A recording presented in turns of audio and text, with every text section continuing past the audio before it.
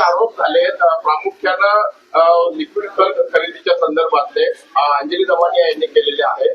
तर त्यावरून आणखी पुन्हा एकदा धनंजय मुंडे जे आहेत अडचणीत येत आहेत. तुम्हाला काय वाटतं किंवा त्याच्या संदर्भातले पुरावे तर पाहिजेत, पुरावे पाहिजेत ना. कुठल्याही उद्या मी तुझ्यावर काही आरोप केला तर तुम्ही केला आरोप की तुला उद्या केस येणार आहे तर येणार आहेत का नाही येणार.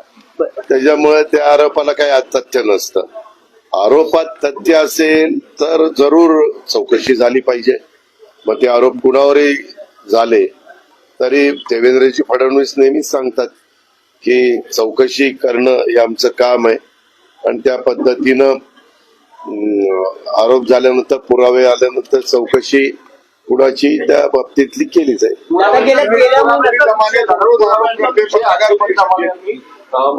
ऍग्रो इंडस्ट्री डेव्हलपमेंट कॉर्पोरेशन आहे त्यांनी 2450 रुपयांनी ते बॅटरी पंप खरेदी केले.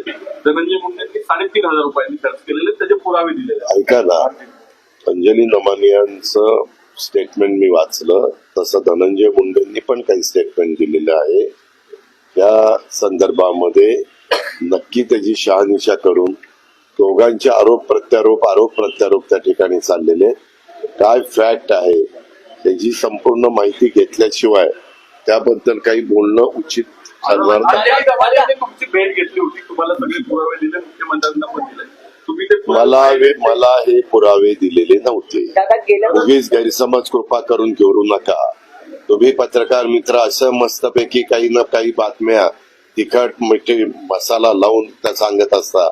मध्ये मी काल पण बोलून गेलो. आता वर्षा बंगल्यावर तुला एखादा बंगला तुझ्या संपादकाने अलॉट केला फ्लॅट तर कधी जावं हा तुझा अधिकार आहे ना. काय अलॉट केलं तर गेलंच पाहिजे असं काही नाही. मुख्यमंत्र्यांची या मुलीची 10वीची परीक्षा आहे आणि त्याच्यावर मुलीनं सांगितलं की परीक्षा झाल्यावर आपण वर्षावर जाऊ. त्याच्यावर काय नुसत्या प्रत्येक चॅनलला मुख्यमंत्री वर्षावर जाणार नाही जाणार. त्या वर्षा बंगल्यात काय पुरलंय, वर्षा बंगला पाडणार, वर्षा बंगल्याच्या जागी नवी वास्तू होणार. अरे कुणीच सांगितलं तुम्हाला. मध्ये तर त्या 26 जानेवारीला कोण सांगतायत त्याच्यावर पण विश्वासार्हता त्या व्यक्तीची किती आहे ते तपासून बातम्या दिल्या तर माझी हात जोडून विनंती आहे तुम्हाला. परवा ऐका दाबादा आता 26 थांबला जरा काय तुला जरा ऐकायचं का नाही. 26 जानेवारीला बातम्या आल्या की 21 जिल्हे होणार. किती? 21.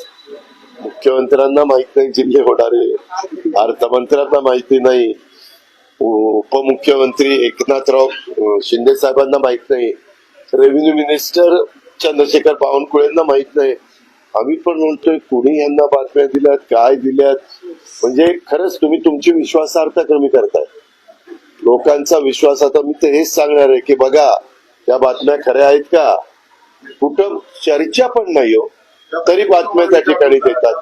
आणि आता सांगितलं ना माझ्या बातम्यांवर जरा विश्वास ठेवचा.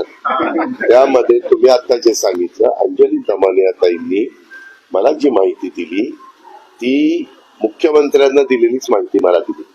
कारण ती माहिती घेतल्यानंतर मी त्याची सगळी पाहिली आणि त्याबद्दल माझं मुख्यमंत्र्यांशी नंतर बोलणं झालं. ते म्हणले दादा हीच माहिती त्यांनी मला दिली.